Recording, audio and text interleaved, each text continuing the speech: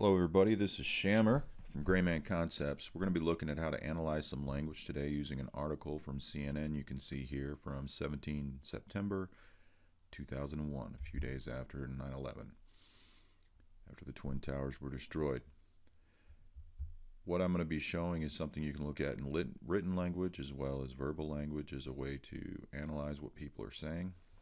You have to remember to be objective during this, and you have to look at it in a way to understand the possible flaws. Using this as an example, Osama bin Laden speaks Arabic. So somebody translated this statement. We don't know who translated it. We don't know if it's considered a word-for-word translation, which is very difficult from Arabic to English, or a meaning translation. So it depends on the words were used. We don't have that information. So we're just going to look at it as is with the information that's been given. According to this article, he issued a statement to Al Jazeera, and his statement was, "I'd like to assure the world that I did not plan the recent attacks, which seems to have been planned by people for personal reasons." Following, he said, "I've been living in the Islamic Emirate of Afghanistan and following its leader's rules. The current leader does not allow me to exercise such operations." So looking at this, we'll dissect a few of these points. Now, some people say we argue semantics, but a semantic is more or less an implication. And when you're arguing semantics, you're arguing the implication of a statement or your interpretation of it. We're not really arguing an implication or interpretation of it. We're just looking at exactly what we have here is claimed as being said and looking at the possible questions it could raise.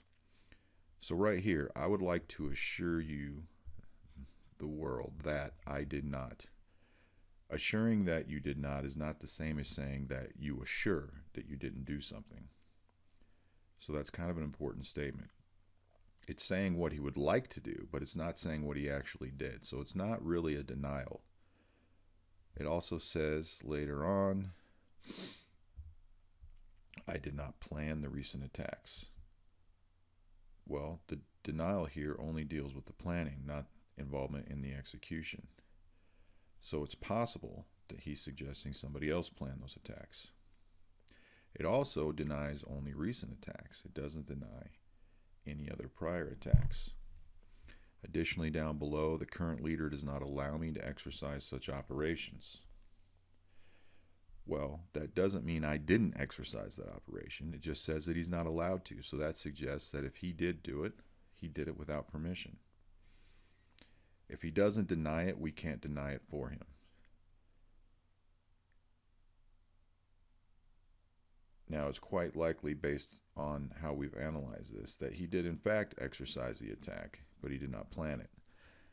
Now, this simple example isn't about what you believe about 9/11 or who did it or if it was an inside job. It was just simply looking at this statement and dissecting it. But the biggest things is looking at how these words are used in the phrase and what we're actually denying or trying to draw conclusions to. A simple example.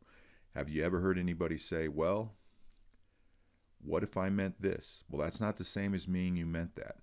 You're trying to force me to draw a conclusion that that's either what you meant or consider that possibility when you in fact could just say, "This is what I meant," which is a statement somebody would actually use if they meant something differently.